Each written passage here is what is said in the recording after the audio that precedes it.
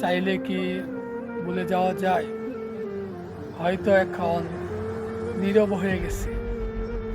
বলে যাওয়াটা একটা শব্দ মানে, কারণ যারা মন থেকে ভালোবাসে তারা কখনোই বলতে পারে না। মৃত্যুর আগ পর্যন্ত ওই মানুষটার কথা সব সময় মনে পড়ে, হয়তো আর প্রকাশ করে না, আর সব কিছু মেনে নিয়ে একাকিত্ব জীবন কাটাইতেছে।